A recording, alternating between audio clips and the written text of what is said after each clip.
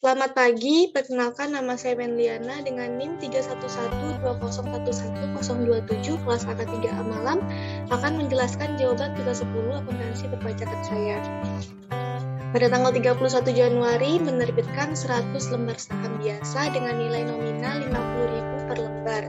Sejumlah 10.000 lembar terjual seharga 600 juta rupiah. Perhitungannya yaitu pada saat penerbitan 100 lembar dikali dengan 50.000 sehingga harganya adalah 5 miliar. Kemudian pada saat dia menjual 10 lembar, harga pada saat penerbitannya yaitu 10.000 lembar dikali dengan 50.000 sehingga hasilnya 500 juta rupiah. Kemudian diketahui di soal harga jual 10.000 lembarnya yaitu sebesar 600 juta sehingga laba atas penjualan saham kita yaitu 100 juta rupiah. Jurnal yang dicatat yaitu pada saat penerbitan jurnalnya saham sebesar 5 miliar pada kas sebesar 5 miliar. Kemudian pada saat menjual jurnalnya yaitu sisi debit ada kas sebesar 600 juta rupiah dan di sisi kredit ada saham sebesar 500 juta dan laba penjualan sebesar 100 juta. Pada tanggal 20 Februari meminjam uang ke bank sebesar 1 miliar. Jangka waktu 5 tahun, bunga per tahunnya 7%. Jadi jurnal yang dicatat yaitu di sisi debit ada kas sebesar 1 miliar dan utang bank di sisi kredit sebesar 1 miliar.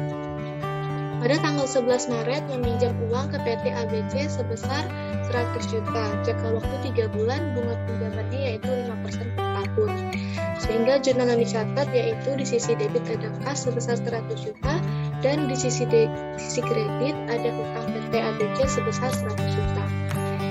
Pada tanggal 10 April membeli komputer 10 unit dengan harga 30 juta per unit secara kredit. Jadi harga komputernya yaitu 10 unit dikali 30 juta sehingga harganya 300 juta rupiah.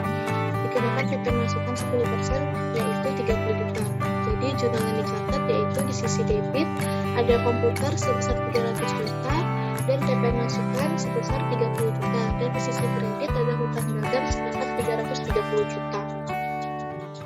Pada tanggal 1 Desember mengumumkan akan membayar dividen kepada para pemegang saham sebesar 50 juta dengan rincian 30 juta kepada perusahaan dan sisanya kepada orang pribadi. Diketahui dividen tidak diinvestasikan kembali. Perhitungannya yaitu hutang dividen sebesar 50 juta dan dikenakan PPh pasal 23 terhutang sebesar 15% yaitu 7.500.000 sehingga jurnal yang dicatat yaitu di sisi debit ada laba yang ditahan sebesar 57.500.000 dan di sisi kredit ada hutang dividen sebesar 50 juta dan PPh pasal 23 terhutang sebesar 7.500.000. Pada tanggal 5 Desember membayar dividen kepada para pemegang saham. Jurnal yang dicatat yaitu di sisi debit ada utang dividen sebesar 50 juta dan di sisi kredit ada kas sebesar 50 juta. Dan yang terakhir pada tanggal 10 Desember membayar pajak atas dividen. Jurnal yang dicatat yaitu di sisi debit ada PPh pasal 23 terhutang sebesar 7.500.000 dan di sisi kredit ada kas sebesar 7.500.000. Sekian penjelasan singkat dari saya, kurang lebihnya mohon dimaafkan. Terima kasih.